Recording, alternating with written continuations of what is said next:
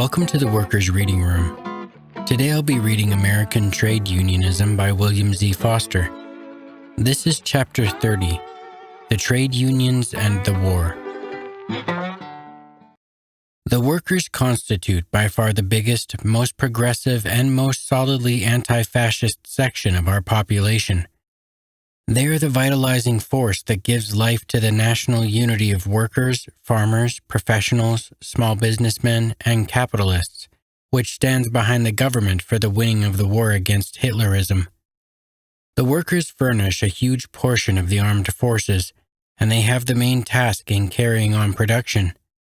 Furthermore, their fullest political participation in the war effort is indispensable in order to offset business-as-usualism and fifth-column activities, to strengthen generally the anti-Hitler policy of the government, to develop the resolute type of armed struggle necessary to smash the Axis, and to provide guarantees for a just and lasting peace at the conclusion of the war.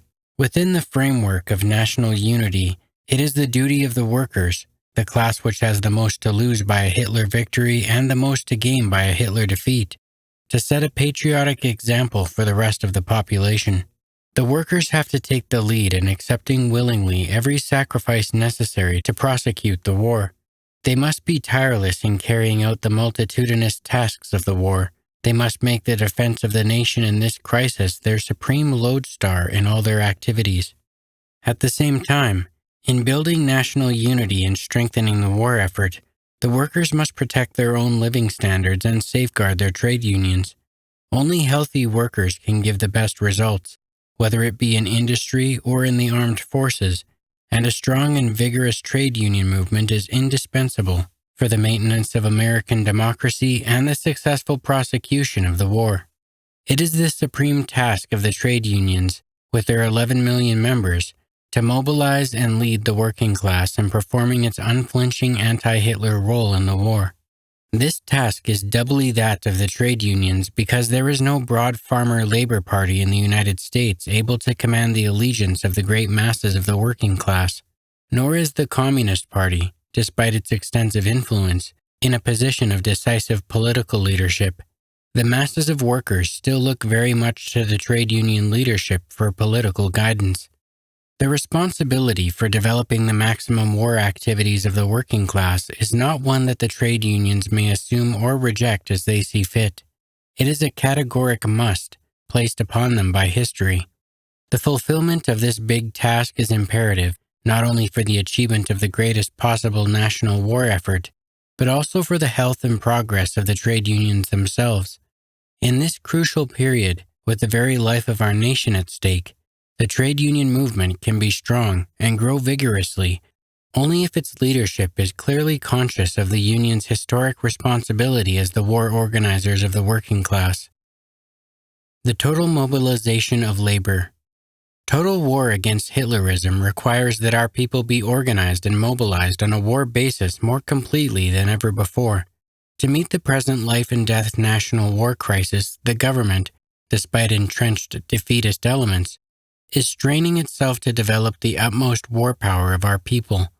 Industry is being pushed to the accomplishment of a production program so great as to have been called fantastic. Energetic steps are being taken to create a powerful army, air force, and navy. The financial strength of our nation is being developed on an unprecedented scale. Entire local populations are being united for civilian defense. The whole lives of our people are being drastically changed and reshaped. Therefore, the trade union movement, which plays such a vital war role, must also be thoroughly mobilized from top to bottom so that it, too, can throw its maximum possible strength into the national war effort. As things now stand, the trade unions are making a tremendous contribution to the nation's fight against Nazi Germany and its allies, in industry, in the armed forces, in civilian defense, in the raising of war funds. Everywhere that the war effort is taking shape, the workers and their trade unions, without fanfare or publicity, are to be found in the very forefront of our warring people's activities. Nevertheless, considering the urgency of the war's relentless demands, there is still room for a vast improvement in the war work of the trade unions. Their total war mobilization remains far from complete. They have not yet risen to a full sense of their leading responsibility in the war, of the need for them to develop their own initiative to the utmost. There are still too many hangovers of trade unionism as usual practices of pre-war days. Labor as a whole especially needs a broad win the war program, covering all phases of the war effort, as indicated by the CIO, Steelworkers, New York Industrial Council, and other bodies. The union's war work is going ahead too scatteredly. What is necessary is for the whole trade union movement to plan and to carry out its work far more systematically and with a better utilization of all its resources.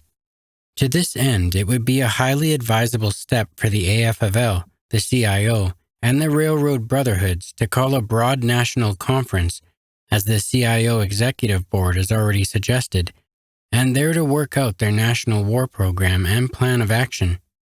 Such a national conference, assembling together hundreds of delegates from all industries and all localities, would give an enormous stimulus to the war work of organized labor everywhere. Such a national conference should be followed by local conferences in all the industrial centers of the country. These would further concentrize the national Win the War program on a local scale and organize the local forces to realize it. Already numerous localities have shown initiative along these lines. Local joint committees, as proposed by the CIO in its recent national conference, should be set up everywhere as the basis of labor's war work in the various communities. These local communities, formed by AFL and CIO delegates on a broad and democratic basis, and establishing contacts with other pro-war groups and movements, could become powerful organizing forces in their respective spheres. They would give a real push to the local war work in all its phases. The present rudimentary war committees in many local unions could be strengthened and their work regularized.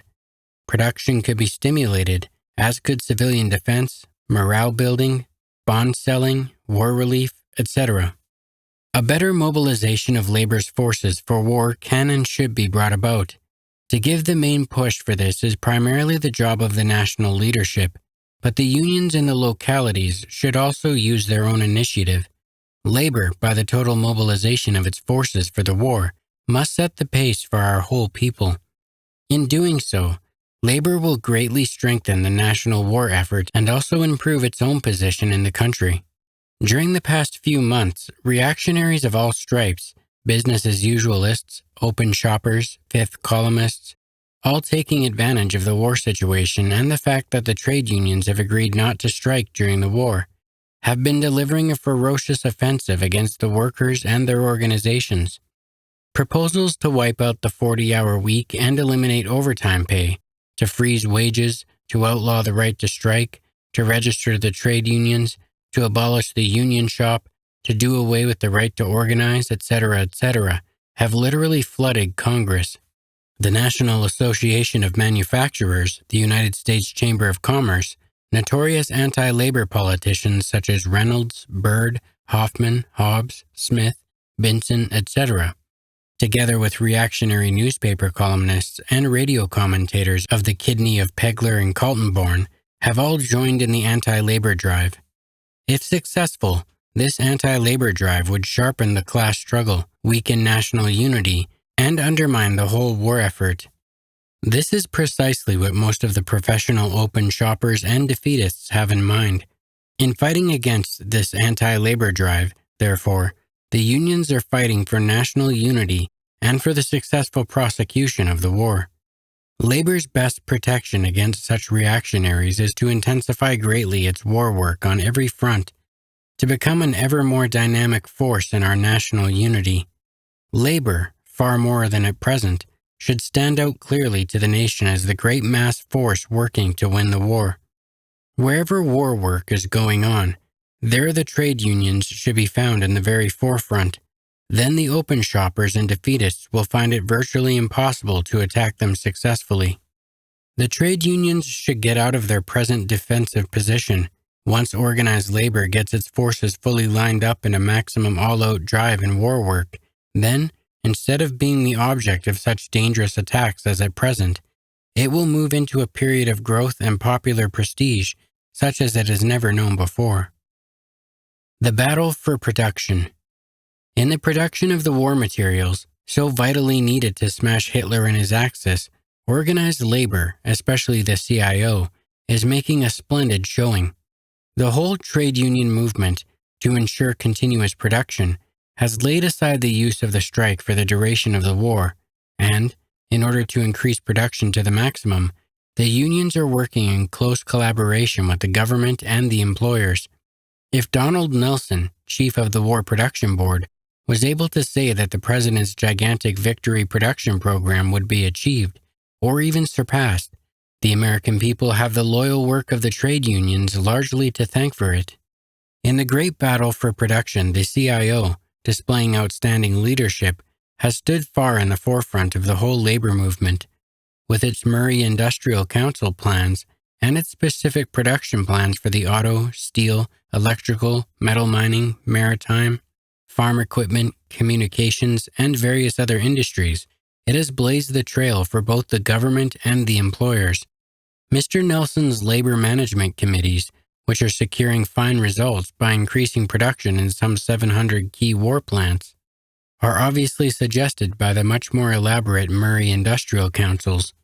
The AFL has also thrown itself wholeheartedly into the battle for production, calling upon its millions of workers to extend themselves in turning out the necessary war materials. The AFL unions, however, save in a few localities, do not occupy such key positions in the basic war industries as do the CIO unions, nor have they shown an equal energy, planfulness, and militant leadership in the adaptation of their industries to war production. Despite the generally excellent showing of the trade unions in war production, there are, nevertheless, some weak spots which require improvements. First, regarding the many railroad unions, these organizations still seem to be going along pretty much on a trade unionism as usual basis. The railroads, allowed to run down badly by their owners and now heavily overloaded with traffic, are perhaps the most serious bottleneck in the whole war production program. Yet so far, the railroad unions, whose main spokesman is the Railway Labor Executives Association, have not come forward with plans for the adaptation of the railroads to the war situation and for government operation. There is a burning need for them to prepare a railroad program and to play an active part in the railroad reorganization that the government and the employers are now putting through while the unions sleep on. Another union weak spot in production is the United Mine Workers of America, headed by John L. Lewis. It is significant that this great organization of 600,000 miners, situated in a key industry, is the only basic union in the CIO which has not developed a production plan. Lewis, who is busy organizing the farmers and trying to split the CIO, is not bothering his head over coal production. This is a reflection of his thinly disguised opposition to the war and his open hatred of the Roosevelt administration. Organized labor as a whole has need to unify its efforts in production. This would greatly improve its work. To this end, a national production conference of the CIO, AFL, and railroad brotherhoods would be very much in order. The conversion of the industries to a maximum war production is creating a host of problems for the unions. Among them, a few are the training and distribution of manpower, the entry of large masses of Negroes and women into war industry, the matter of incentive pay for higher production, questions of seniority, the modification of certain trade union rules, the problem of organizing the unorganized during war conditions, the preservation of the workers' health under the present industrial strain, the re-examination of apprenticeship regulations, etc., etc. The wartime production and union problems in industry should not be allowed to accumulate or to find offhand local or sectional solutions, nor can they be adjusted through separate actions by the AFL and CIO top councils. The necessity for speeding the war production program, as well as the immediate welfare of the unions themselves, demands that these vital general problems be tackled in a basic, united, and systematic way by the whole trade union movement. The best manner to do this would be through a national production conference, at which all branches of the labor movement were represented. The Anti-Inflation Program. The 7 points presented to Congress recently by President Roosevelt are designed to avert the rapidly growing danger of inflation. They should be supported by organized labor, with insistence upon the necessity for periodic adjustments of wage rates by collective bargaining. Failure to do this is a big mistake. A comprehensive anti-inflation program was long overdue to check soaring prices and skyrocketing profits. Experiences in England and Canada indicated the general direction it should go. Nevertheless, the trade unions were slow to formulate anything approaching an adequate broad economic program, although they support various price and profit control measures, and the unions are in the main still not fully alert to the great need for supporting President Roosevelt's 7 points. The failure of organized labor to speak out quickly and concretely on the vital economy question had bad consequences. With the cost of living going up daily and with popular unrest rising, the reactionaries were quick to try to put the responsibility on the trade unions. They shouted that it was all due to rising wages, and they delivered a slashing attack against the union's rules calling for double time for Sunday work and against the federal 40-hour week law, with its time and a half for overtime. The Peglers, Ketelborns, and Hoffmans howled that the trade unions cared nothing for the war effort and paid attention only to their own economic interests. Many of these reactionaries demanded that the unions be curbed in various drastic ways. This violent campaign definitely put the unions on the defensive. Now, if the trade unions had promptly worked out a comprehensive war economy program and actively presented it to the union, as they could have done, a quite different picture would have resulted. Organized labor would have been able to show, to vast numbers if not to all the people, that this rising cost of living was due basically to rising commodity prices and increasing profits, and also that raises in wages, including the application of the overtime provisions, were lagging far behind the advance in the cost of living. The whole economy plan situation emphasizes a vital wartime lesson which organized labor should learn thoroughly. It is that the trade union leaders, freeing themselves completely from lingering trade unionism as usual hangovers, must think and act boldly in terms of the entire nation, and not only of the labor movement. Wartime wages, hours, and working conditions. In approaching questions of wages, hours, and working conditions, the trade union's policy is necessarily based upon the national interest of winning the war. Our nation's present supreme needs call for a powerful armed force and a maximum munitions production. Hence, all trade union policy should be directed toward developing the workers' greatest productive and fighting efficiency. Respecting wages. This means that the workers' present real wages should be essentially maintained, with improvements in those of the masses of workers now being paid substandard rates. The President's 7-point anti-inflation program will, if adopted, check but not entirely halt the rising cost of living. Therefore, wage adjustments will be necessary, as in England, where even more drastic economic controls are in effect. Such adjustments are already overdue in several industries. While the President's anti-inflation program correctly tends toward a relative stabilization of wages, the workers should oppose rigid wage freezing in the face of rising living costs. In making wage proposals, the workers should propose adjustments to offset the increased cost of living, the greater strain placed upon the workers by intensified production, and to improve the at present excessively low wage levels of many workers. To keep the workers well-fed, healthy, and strong is a major requisite for winning the war, even as is the production of the physical well-being of our fighting forces. In all their handling of wages, working conditions, production problems, etc., the unions should insist upon the maintenance of the health of the workers as the minimum basis for stabilizing the economic standard of the workers. Regarding hours, the goal for the unions to aim at should be the maximum possible production that will at the same time permit the workers to maintain their health and their maximum efficiency. But while seeking to increase production, the trade unions should also be on the alert to defeat attempts by unscrupulous employers to extend unduly the workday and work week. Therefore, the trade unions should insist resolutely upon the maintenance of the legal 40-hour week. In the matter of working conditions, the trade unions need to show real flexibility. Some unions, especially in the AFL, may have to modify certain of their working rules to facilitate increased production. Required modifications will become evident through the workings of labor management committees. In making such changes, the unions should guard against subtle attempts by the bosses to break their working standards. and they should also secure guarantees that the alterations made shall be continued only for the duration of the war. Where changes in working rules are obviously necessary, they should be made boldly and quickly. Thus, in the recent case of the controversy over double time for Sunday work, organized labor would have fared much better if it had handled the matter promptly before it became a national issue and put the unions on the defensive. The workers should insist uncompromisingly upon the maintenance of collective bargaining during the war. They should also defend their right to organize and to establish the closed shop. Likewise, although temporarily giving up the strike in the war period and accepting decisions of the War Labor Board, the unions should protect their legal right to strike. The unions must not surrender their primary right to settle wages, hours, and working conditions in direct negotiations with the employers. The British unions have not given up such rights, nor should ours. The labor movement, during the war, must be on guard against open shoppers, defeatists, and fascists who would hamstring and destroy it by robbing it of its power for collective bargaining.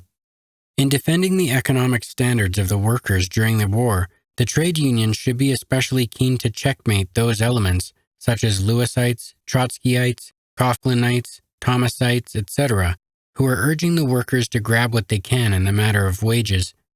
Such a policy would be doubly unwise. It would both militate against the winning of the war and would bring severe condemnation down upon the unions from the workers, the public, and the government. Also, organized labor must now, as never before, be disciplined regarding strikes. It must not tolerate wildcat local walkouts, and it must keep its eyes wide open to detect the pro-fascist elements who are seeking to provoke strikes in war industries.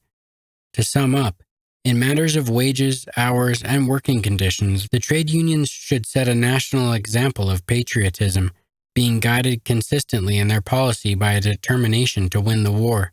This is the road to the maximum national war effort, to the greatest possible well-being of the workers, and to a strong and vigorous trade union movement. The unions and the closed shop. One of the most striking developments of the war is the extreme virulence of the reactionaries' fight against the closed shop. Behind this fight, there is a belief and a hope that the war has undermined the basic economic functions of the trade unions and that without the closed shop, the unions cannot maintain themselves.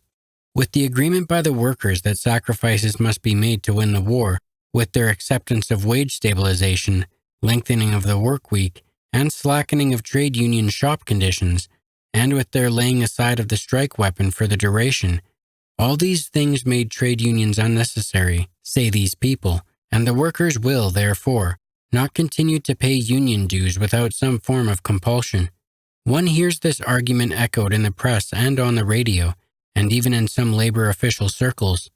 Actually, never were the unions more necessary to the workers or called upon to play a more vital role in our national life than now. Never were their tasks and responsibilities so heavy. The closed shop, the checkoff, and the War Labor Board's new device of the maintenance of membership and similar member-holding plans are important, and the unions should insist upon their establishment wherever possible. Nevertheless, they are by no means the life and death necessities that they have been painted, both by some friends and many enemies. The health and growth of the trade unions must derive primarily from a fulfillment and active carrying out of the tasks that devolve upon the trade unions in this war period. These tasks all revolve within the wider framework of our nation's task of winning the war and smashing the Axis forces. Among the trade unions' war tasks is the necessity to protect the welfare, health, and productive efficiency of the workers in the new war economy that is now taking shape.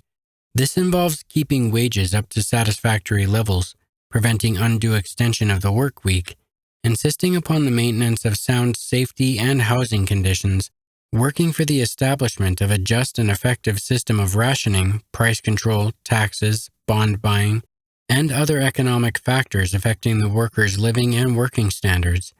In all these matters, the intervention of the trade unions is of paramount importance. Also, the trade unions in wartime are the very bulwark of our democratic liberties. They safeguard the American people's historic rights of free speech and free assembly, defend the body of social legislation from reactionary attack, and defeat the attempts of those who would try to make the United States into a fascist country while it is fighting Hitler. They see to it that centralized war controls over labor and industry are carried through democratically by the government. Next, there is the vital matter of achieving maximum war production. Here, too, through labor management committees and otherwise, the trade unions have a most important function to fulfill. The workers appreciate this role, for no class in society is as anxious to defeat Hitler as they are. Then there is the fundamental matter of helping shape the general war policies of the government. In this, as the very backbone of national unity, the trade union movement has influence of great weight, despite the fact that the unions are as yet very lacking in direct representation in the various war committees and boards, from the cabinet on down. The stronger the trade unions, the stronger the nation's fight against Hitler. There are a host of other war tasks which fall upon the trade unions, including the fight against the fifth column, an active participation in the vast network of civilian defense, the sale of government bonds, etc., etc. The fact that these activities in defense of the workers' interests in support of the war are carried on mostly by political means rather than by strikes, in no sense detracts from the role of the unions. These varied functions clearly furnish the groundwork for a vigorous trade union movement based upon voluntary membership.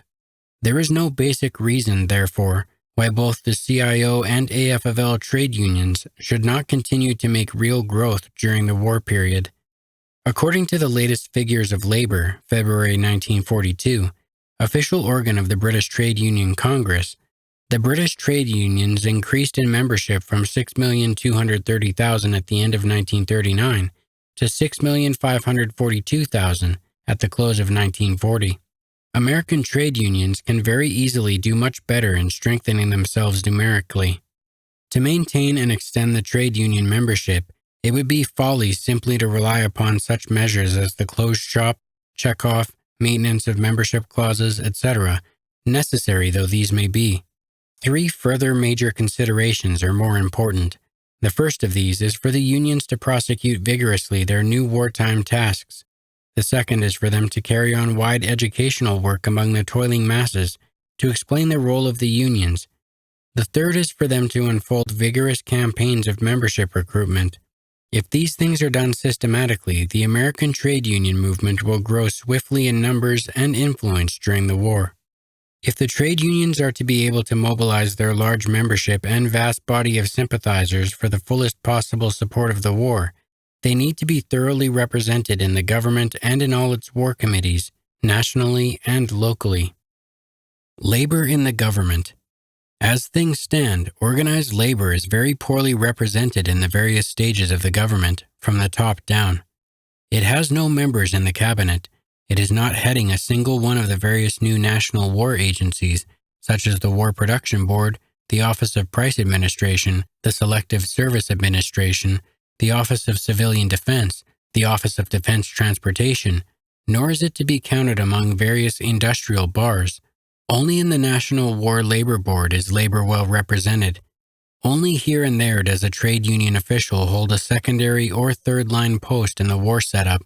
The weakness of labor in the war apparatus of the government is further emphasized by the fact that the trade unions, because they have not built a labor party, are almost destitute of substantial and reliable representation in Congress and in the various state and local legislative bodies.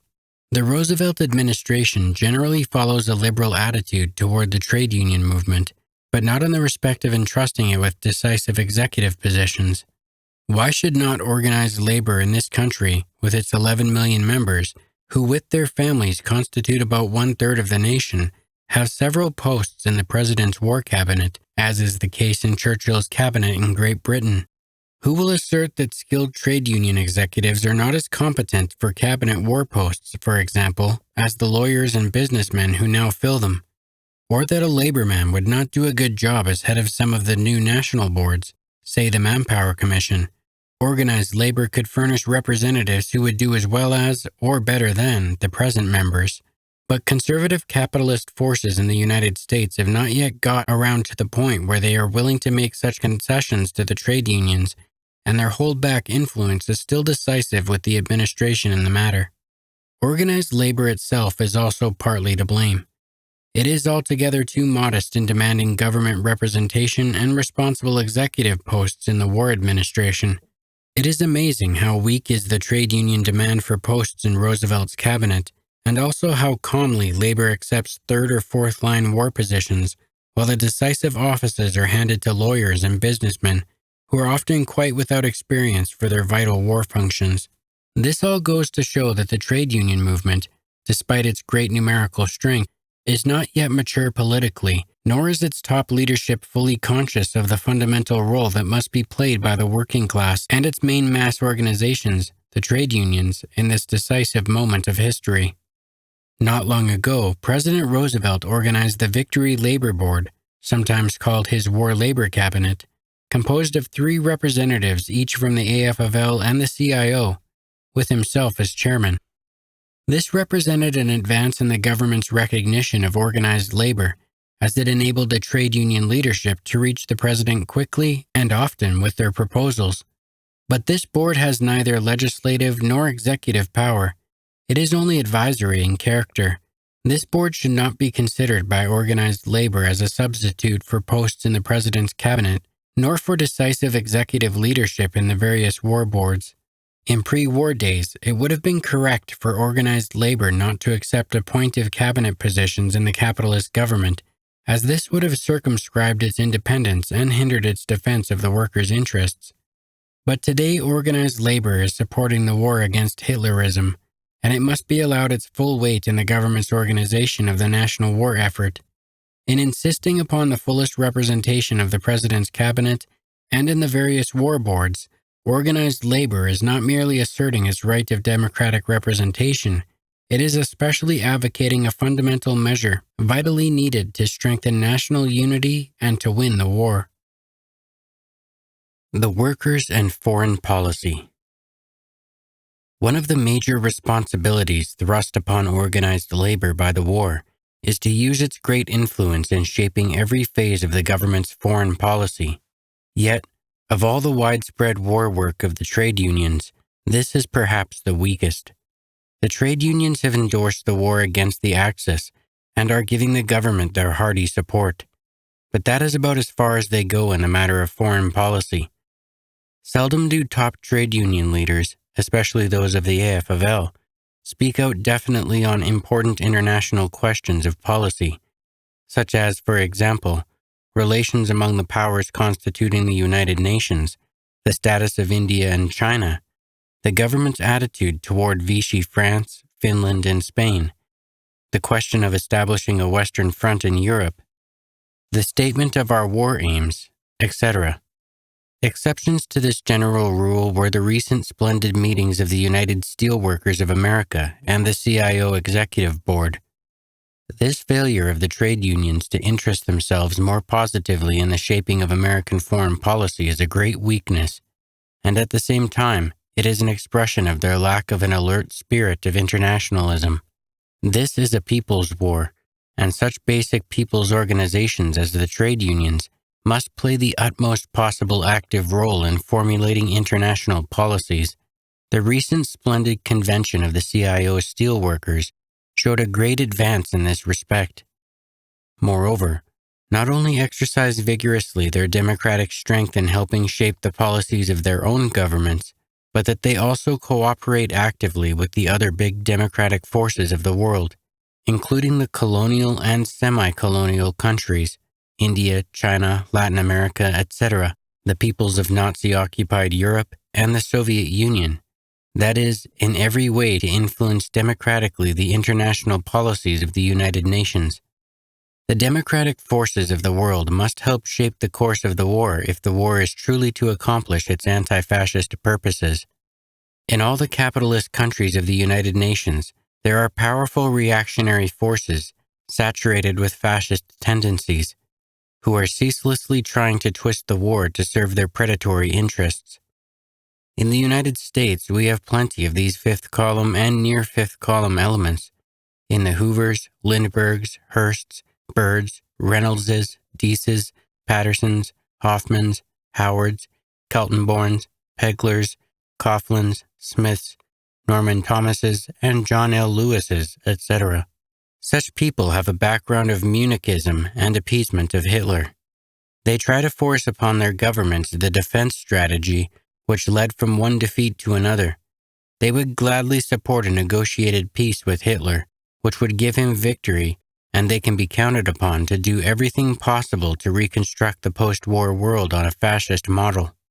To win this war and to establish a just and lasting peace, it is imperative that the world democratic forces overcome the sinister influence of the reactionary elements who are trying to shield fascism from overwhelming defeat.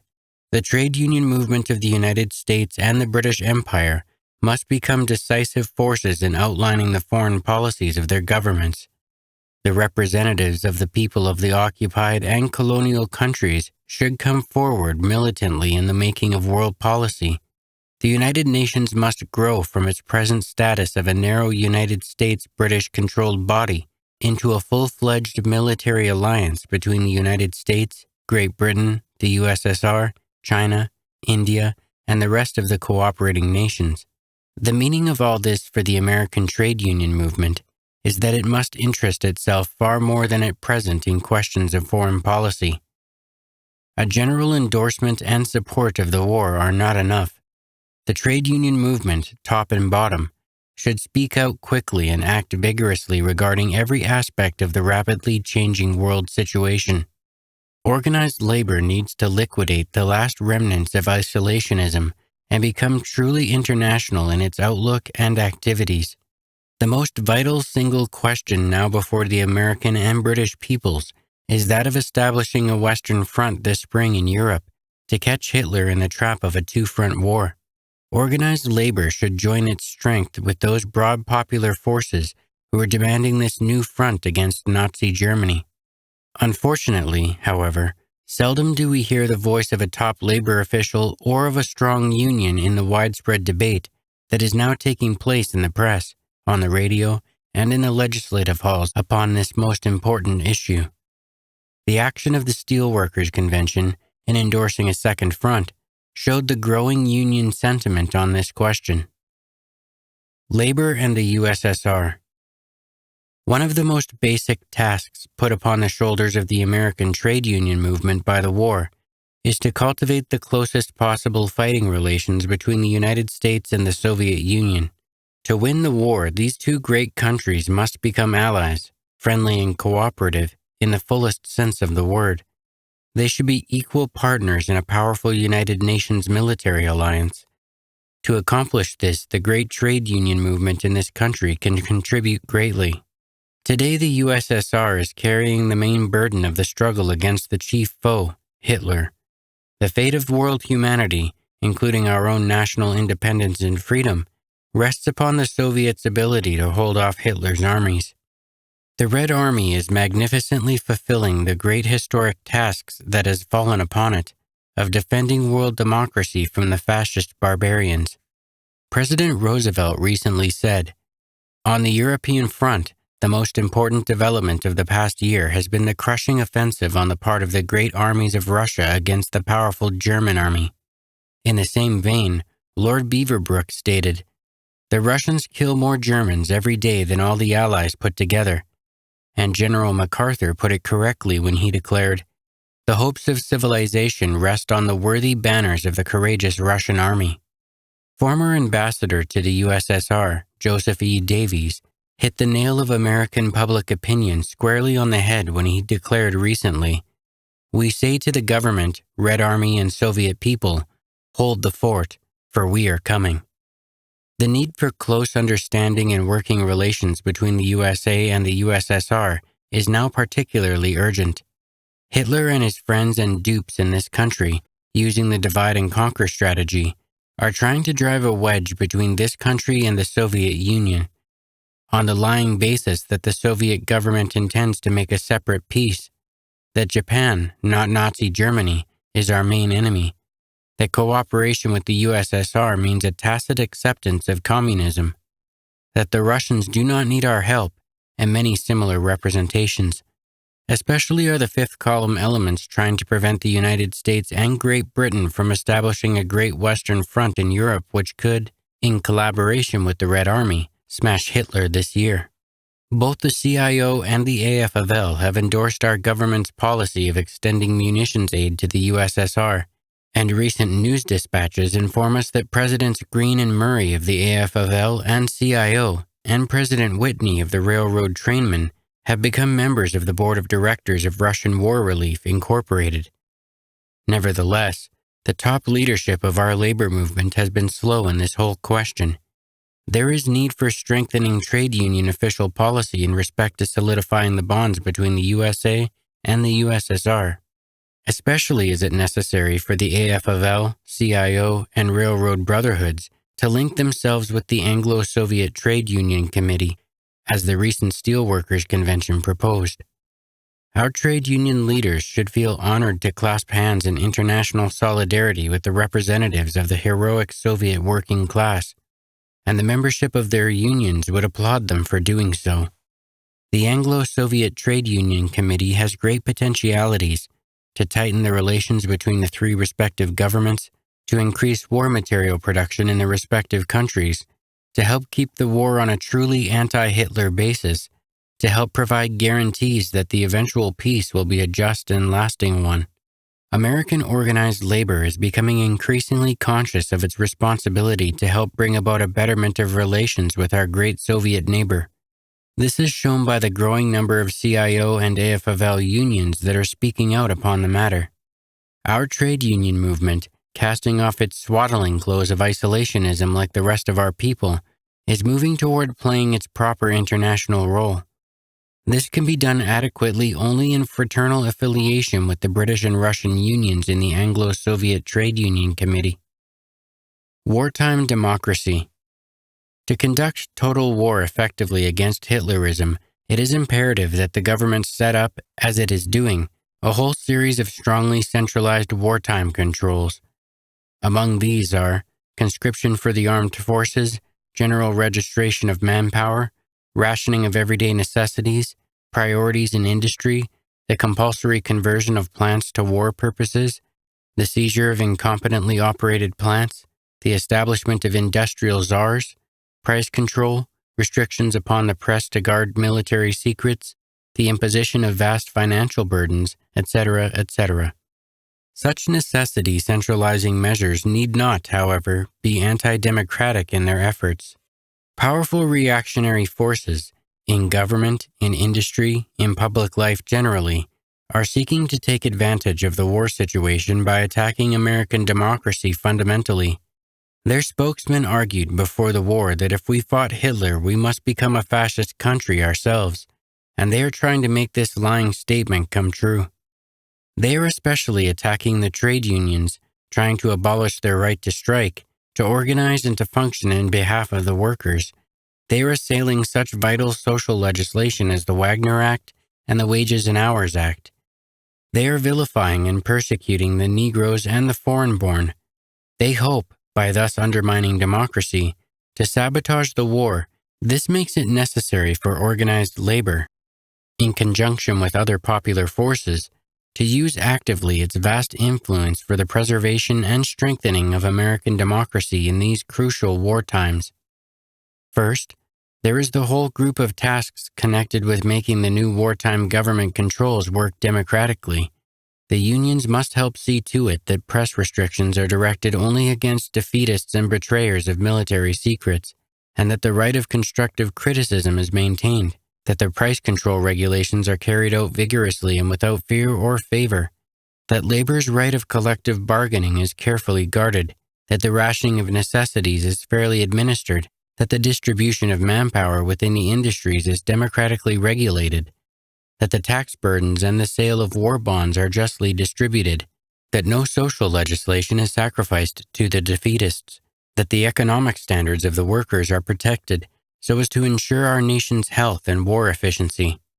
Then there are the vital tasks indispensable for directly combating the fifth column, the defeatists and the appeasers, including the liquidation of the Christian Front, Ku Klux Klan, and other definitely fascist war-sabotaging movements, the jailing of such pro-fascist elements as Coughlin, Smith, Detheridge, and Dennis, the impeachment of Martin Deese, and the liquidation of his fake committee.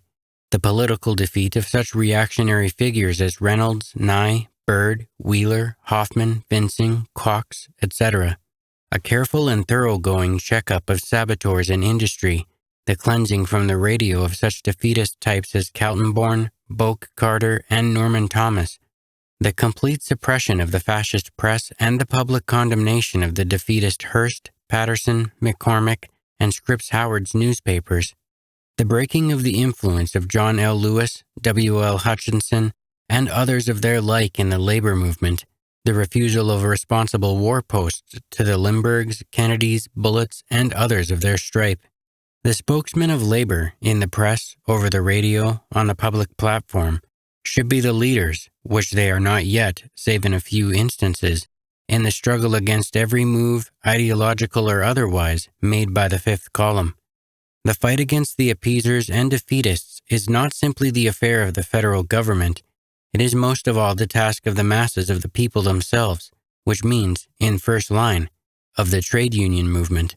Finally, there is the whole maze of problems related to the positive strengthening of our democratic institutions, such as the further building up of the trade unions, the securing of full representation of organized labor in the cabinet and all war boards, national, state, and local, the broadest possible extension of labor management cooperation in industry, the democratic development of the people's organizations of civilian defense, the infusion of a democratic spirit and regime into all branches of the armed services, the ready acceptance of women in all branches of industry, the accordance of full economic, political, and social rights to the Negro people, the establishment of trade union unity, the close cooperation of all people's organizations, economic, political, cultural, national, etc., for the prosecution of the war, the creation of a broad network of local committees to organize the masses of the people for war work. If this war is to be won and the peace to be a satisfactory one, the United States must fight the war on a democratic basis and come out of the war a more democratic country than before. This requires that the labor movement, far more than it has done up to date, must pay close attention to the democratic tasks connected with the war. Hitler can be defeated only by peoples democratically inspired and organized. Let the United States, and especially its great trade union movement, not be wanting in this vital qualification for winning the war. Labor and John L. Lewis. The most serious obstacle within labor's ranks against an all-out effort of the trade union movement in support of the war is John L. Lewis and his organized henchmen. Lewis's line is to make a feeble pretense of endorsing the war and then to hinder it in various ways. His policy is detrimental to the national war effort, to the economic well-being of the workers, to the welfare of the trade union movement. Lewis's endorsement of the war, mere lip service, is essentially the anti-war line of his Republican friends, Hoover and Landon, and it merges into that of the Trotskyites and Thomasites. The fascist Father Coughlin knew what he was doing when, in social justice, he gave Lewis a flaring endorsement. Lewis, like Lindbergh, has formally accepted the war, but he has never even made a speech for it. He is a bitter-ender opponent of the Roosevelt administration, and he has done virtually nothing, outside of some bond buying which he could hardly escape, to mobilize his great union in support of the war. Hitler could not be beaten in 1,000 years were the country to undertake the job in the spirit of Lewis's milk and water support. As before December 7th, Lewis is an isolationist, an opponent of the war. If he does not speak out his real sentiments more frankly, it is because if he did, he would be swept out of office at once by the patriotic miners. Lewis's opposition to the war takes the form, besides his hostility to the Roosevelt administration, of a series of disruptive activities which tend to weaken the war effort of organized labor generally. First, there is his bizarre attempt to organize the farmers into the United Mine Workers. The farmers belong not inside the trade unions, but in organizations of their own, which should work in collaboration with the labor movement. The general effect of Lewis's efforts to organize the farmers are to strengthen reactionary forces among them, as in New York State, to throw the labor movement into inner strife over the question, to create bad blood between the organized farmers and the trade unions, and to weaken national unity. Next, There are Lewis raids upon AFL unions through his construction workers and his nondescript District 50 of the UMWA, headed by his brother and his daughter respectively. These disruptive activities make unity more difficult between the AFL and the CIO, thereby lessening their combined war effort and to that extent undermining national unity. They show that his present proposals for unity between the AFL and CIO were based on false pretenses. Then there is Lewis's effort to split the CIO.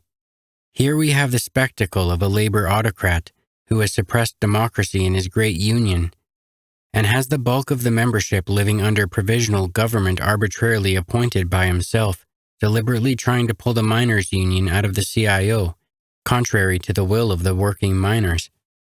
To prepare for this union splitting and anti-war step, Lewis is doing his best to discredit the leadership of Philip Murray and to throw the whole CIO into confusion. His removal of Murray from his office of vice president was the action of an autocrat. Finally, there is Lewis's avowed intention to clean house in the United Mine Workers by eliminating those officials, Murray, Van Bittner, Fagan, and others who are loyally and actively supporting the war, a disruptive move which has created a sharp factional situation in that union and greatly weakened it as a constructive force within the anti-Hitler national unity. It is sinister that Lewis is covering up this anti-war move by viciously red-baiting against Murray. The workers will do well to understand clearly the anti-war policies of John L. Lewis and the danger they present to labor and the union. His refusal to dissociate himself from such America First elements as Lindbergh, Landon, Hutchison and Company, his failure to mobilize his union for active war work, his embroiling of the farmers against the workers, his efforts to drive a wedge between the AFL and the CIO, his attempt to split the CIO, his maneuvers to plunge the UMWA into internal turmoil, his relentless opposition to the Roosevelt administration, all show conclusively that Lewis is against the war and that his pretended endorsement of it is only to shield himself from the wrath of the anti-fascist miners. Lewis's anti-war activities disqualify him from labor leadership. The sinister portent he holds for the future is evidenced by the fact that he is the favorite labor leader for many appeasers, defeatists, and fascists. The unions and the Negro people. It has long been a national disgrace the shameful way the Negro people are discriminated against, in politics, in industry, in the armed forces, in social life. The treatment accorded them is more in line with Hitlerite race oppression than in the tradition of a free people. In this war, the Negro question is coming to a head and is insistently demanding attention from our people and the government, and especially from the trade union movement. During recent years, the Negro people have grown enormously in political strength. They are no longer, and justly so, in a mood to tolerate the discriminatory abuses which are constantly visited upon them. This war has dramatized the evils from which the Negroes suffer, and it is stimulating them to demand redress, especially so since reactionaries and defeatists, eager to weaken the war effort however they can, are redoubling their efforts to discriminate against Negroes in the war industries, in housing projects, in the armed forces, and everywhere else. The question of Negro discrimination has become an issue of grave national importance. At a time when complete unity of our people for the struggle against Hitler is so urgently needed, it is a matter of the utmost concern that among the 13 million Negroes, considerable sections are in doubt that this is really their war. Moreover, the matter also takes on an international significance. For the Nazis working among the Arab peoples and the Japanese working among the Asiatics have made wide and not ineffective use of the fact that Negroes in this country are so barbarously discriminated against. The Roosevelt administration recognizes the present great importance of the Negro question, and it has taken some steps to alleviate it. There was President Roosevelt's order to admit Negro workers to employment in the war industries, and also Secretary Knox's ruling to permit the regular enlistment of Negroes in the Navy. But there is still too much concern in government circles for the tender feelings of the poll tax congressmen of the South and for Negro baiters in general. Discrimination against Negroes remains rampant in the industries, in the Army and Navy, and elsewhere.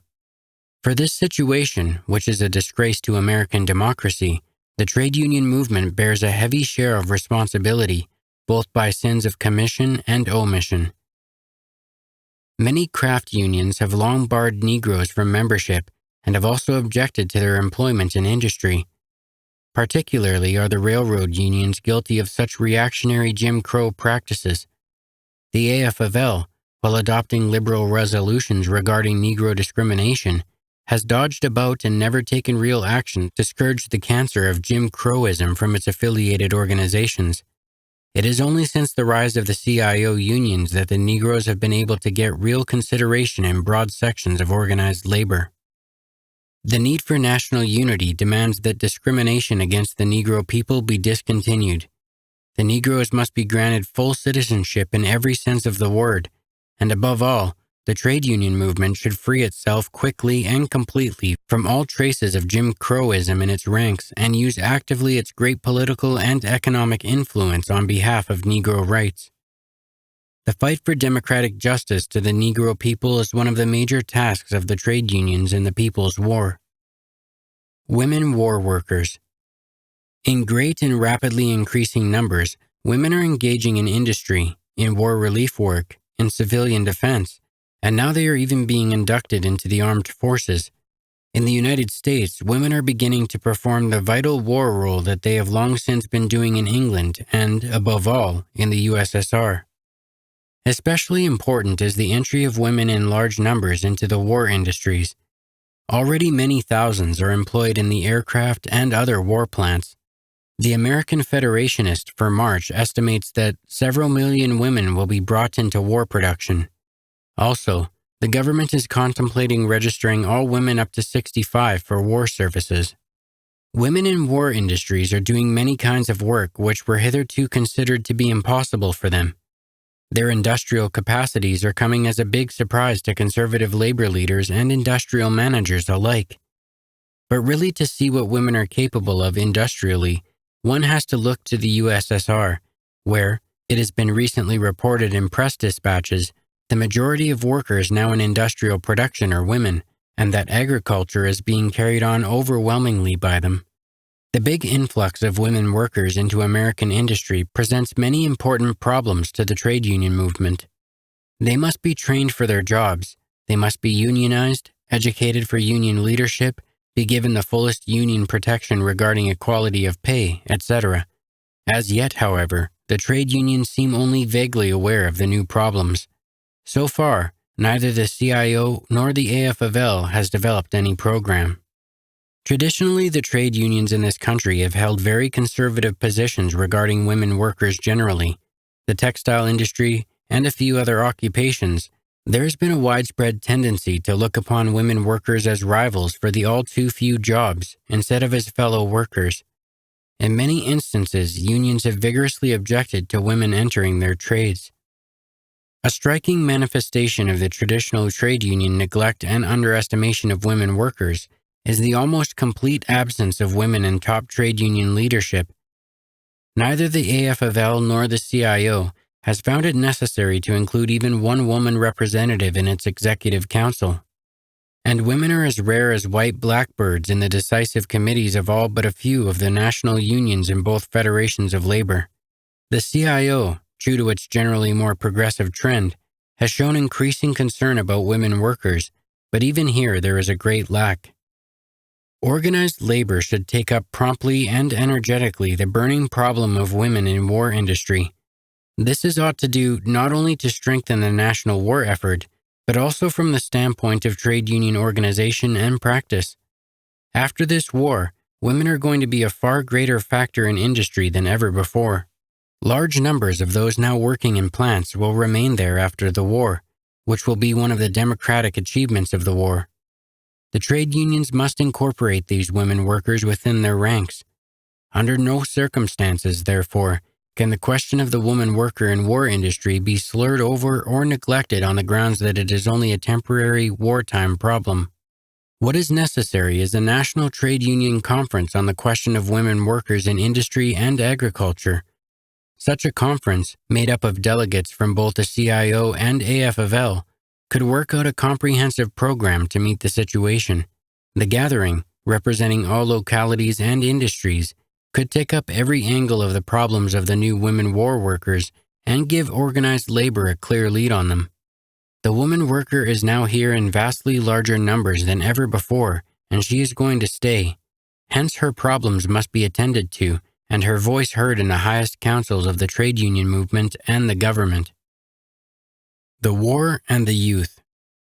The war against Hitlerism has developed a host of youth problems, new, vast, and pressing. These relate to the building and functioning of the armed forces, the mass of which are made up of the youth, the entry of huge numbers of young people, especially girls, into industry, and the big role being played by the youth and children in a wide variety of civilian war activities. It is imperative that the trade unions interest themselves closely in all these new youth activities for two vital reasons. The first and main one is that only thus, with the help of the unions, will our nation be able to develop to the fullest the tremendous fighting and working power of the youth, upon whom falls the chief burden of winning the war. The second reason is the need for the unions to establish the closest liaison with the youth in all their war activities. For already we can see the reactionaries, who hope for a post-war youth violently anti-union, trying to drive a wedge between the young men in the armed forces and the trade unions. As yet, however, the trade unions do not realize the great importance of the new youth problems, and they are but scatteringly working for their solution. I can give here only a bare indication of the line trade union youth activities should now take. The trade unions should develop the closest possible relation with the armed forces. They should insist upon the maintenance of a democratic spirit and an efficient leadership in the Army and Navy. They should fight there against Jim Crowism. They should make all efforts so that the dependents of soldiers and sailors are properly taken care of. Trade union influence should be actively presented in all the educational and entertainment work carried on among the troops. Members in the service should be kept in good standing in the unions, furnished with trade union journals, and corresponded with regularly by local union officials and members. The jobs of workers now in the service should be guaranteed them upon demobilization. At every point, the fraternal, cooperative bonds between the trade unions and the armed forces should be cultivated and strengthened. In industry, the trade unions should see that the vast numbers of new young workers are properly trained. Each union should have a job training program. The crafts must be opened to the youth. There should be an easing of union initiation fees and apprenticeship regulations. Particular attention should be paid to the special problems presented by young Negro workers and girls. Every effort should be made to unionize the new armies of young workers and also to invigorate the trade union officialdom by entrusting to the youth responsible leading posts. In civilian war activities also, the trade unions should pay special attention to the youth. They should take the initiative in establishing youth auxiliaries in civilian defense. In war bond and stamp selling, in the salvage of waste materials, and in a host of other ways, the youth, including even small children, are a very important factor. The trade unions should see to it that their youth participate in all these civilian war activities in full strength, in an organized manner, and under trade union leadership. The trade unions are doing a tremendous service to the youth in the armed forces by helping furnish them a great flood of munitions with which to fight the enemy. They are also cooperating deeply with the youth by defending American democracy and maintaining the economic standards of the workers during wartime, so that the youth, when the war is over, may find democratic freedom in the country and some measure of job protection. But such general activities, important though they may be, are not enough. The trade unions need to take up every angle and detail of the problems of youth in wartime and devote the closest attention to them. The unions should set up youth committees in their organizations and apply themselves to youth activities including mass sports, educational activities, etc. Only in this way can the full strength of the patriotic American youth be organized for the war. Can the trade union movement derive the benefit of a great influx of youthful vitality? And can there be adequate safeguards erected against the attempts of fascist-minded reactionaries to mislead the youth in the post-war world? The potentialities are here for a great patriotic youth movement in which the unions can be a decisive factor. Trade union unity. The question of unity of action between the CIO, AFL, and railroad brotherhoods is of national importance as a war necessity. It is indispensable to secure the fullest and most effective mobilization of the workers in the total war effort of the nation. Hence, it has much more significance than the immediate interest of the labor movement itself. Since Pearl Harbor, much progress had been made toward labor unity. In a great number of localities, joint actions have been developed between the AFL and CIO organizations around war issues. Also, the head officials of both federations have come into closer cooperations in the War Labor Board and in the Victory Labor Board by their agreement amicably to settle jurisdictional disputes, by their cooperative work in national radio broadcasts, by the joint appearance of Presidents Greene and Murray on the same platforms in Pittsburgh, etc. Nevertheless, the progress toward trade union unity has been somewhat slow and hesitant in high trade union official circles. The tempo of developing labor's cooperation should be speeded up. What is needed is greater boldness and planfulness. At all stages, the AFL, CIO, and railroad brotherhoods should link up for war work. In every locality, there should be joint labor committees, as proposed by the recent CIO National Conference, which could develop a whole program of energetic war activities. The state federation and state industrial councils of the AFL and CIO, which are now generally holding their conventions, should exchange delegates and establish joint state committees for war work. Similar action might be taken by the various national unions in the given industries. In the same spirit, it would be timely for the executive councils of the AFL and CIO to exchange at least fraternal delegates, or, better yet, to hold a joint meeting, or, still better, to call a broad CIO-AFL national conference to work out labor's Win the War program. At the coming national conventions of the two federations, too, delegates should be exchanged and a broad all-labor war committee established. Joint labor action carried on upon such a broad and intensive scale as this would greatly increase labor's war efforts on all fronts. It would also add to labor's prestige throughout our nation.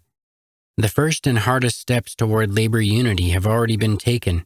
The labor movement, animated by an eager win-the-war spirit, has broken through the factional walls developed during the Big Split. What remains to be done is to give real expression to the powerful unity spirit prevailing throughout all sections of the labor movement. Within the scope of the developing trade union unity, with its accompanying internal constructive criticism, there is also the need to cultivate the spontaneous war activities of the great membership masses. The workers are enthusiastically supporting the national war effort, and their role is not simply to wait for detailed instructions from above. Every local union, every central labor body, every state council, every national union of both the CIO and AFL should be animated with a sense of responsibility for the war effort and encouraged to take the initiative in war work. In cultivating this sense of spontaneity and initiative in war work by the local labor bodies, all pro-war forces, including the communists, have a very important task. If the trade union leadership bears a heavy responsibility in the present war situation, so too do the communists and other left-wingers, whether they are union officials or not. They must know how to organize collaboration with leaders and forces with whom they had long been in opposition. They must learn how to make their criticisms and programs non-factional and non-sectarian. They must develop the initiative of the masses without antagonizing leaders who are genuinely supporting the war. In sum, they must at all times keep their eyes upon the main task of winning the war and of mobilizing to the utmost labor's unity and strength to this end. The present trend of the AFL, CIO, and railroad brotherhoods to cooperate together in support of the war is also the most practical path to eventual full trade union unity. It is unlikely that the trade unions will again try to achieve unity by virtually impossible route of first settling all their jurisdictional overlapping by formal conferences, as some are now urging. Such an attempt could end in an impasse and a deepening of the split, as it did before. Far better would it be for the two groups of unions to continue to develop their present cooperative relations, leaving jurisdictional disputes to be taken care of piecemeal, and with their complete settlement not to be posed as a condition for national joint labor cooperation as proposed by the CIO. A combined CIO-AFL committee could be set up to deal with general matters of interest to each group of unions. This course could soon lead to joint conferences or even conventions of both organizations, and otherwise lead toward organizational trade union unity. 1942. That is the end of Chapter 30 of American Trade Unionism. Thank you for listening to the Workers' Reading Room. Have a good night.